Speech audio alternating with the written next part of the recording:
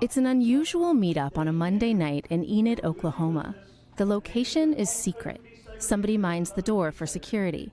A small group determined to change their city. Everybody in this room played a role. Among those here are 69-year-old Connie Vickers. I was born and raised here in Enid. And 74-year-old Nancy Presnell. I've lived here most of my life. They're best friends and Democrats, rare in the deeply conservative county. Both retired, but hard at work. How many doors did you knock on? I don't know. Yeah, it was a lot. Enough to get the signatures needed for a recall election of City Commissioner Judd Blevins. This is Judd Blevins. In 2017, tiki torch in hand in Charlottesville, Virginia, marching alongside avowed white supremacists and neo-Nazis. I saw the picture of Judd Blevins with the tiki torch, and I was like just shocked. The more they looked, the more they found. Blevins had been an active leader in the white nationalist group Identity Europa. According to an analysis of photos, biographical details, and other information, Blevins hid his white nationalist identity behind the online moniker Conway. In private online forums reviewed by NBC News, Blevins, as Conway, posted racist messages and praised Hitler.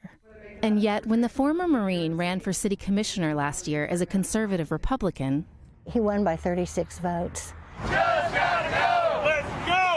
Now, Presnell and Vickers are part of the Enid Social Justice Committee, vocal opponents of Blevins since he took office, the group mincing no words on its website, saying Enid has a Nazi problem. A lot of people don't want to say the word Nazi, but when you see what he did and what he's involved with, you know, it's not name-calling, it's what he is and what he believes. We wanted to ask Blevins what he believes for ourselves, but he denied our multiple requests for interviews. We tried once more outside a city council meeting. Can I ask, you were a leader in an Oklahoma chapter of a white nationalist organization, and I want to know if you have any explanation to that. Come here. Why did you march and unite the right? Why did you hold a tiki torch and marches? People say Jews will not replace us, sir.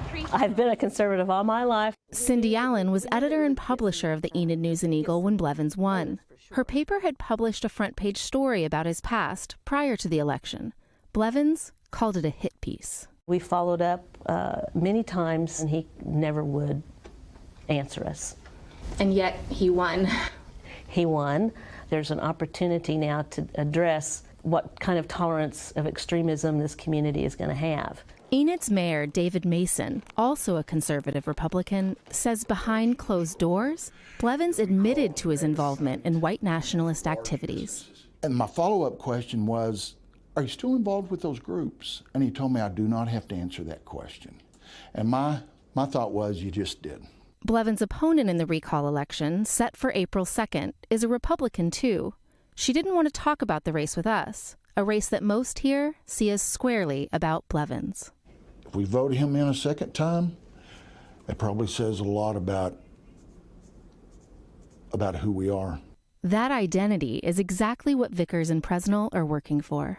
National white supremacist organizations have called you two outrageous Antifa commandos.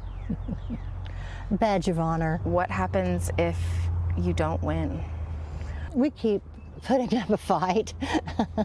We're not going to put up with it quietly. Fighting, they say, for the soul of their city. Brandy Zadrozny, NBC News, Enid, Oklahoma. Thanks for watching. Stay updated about breaking news and top stories on the NBC News app or follow us on social media.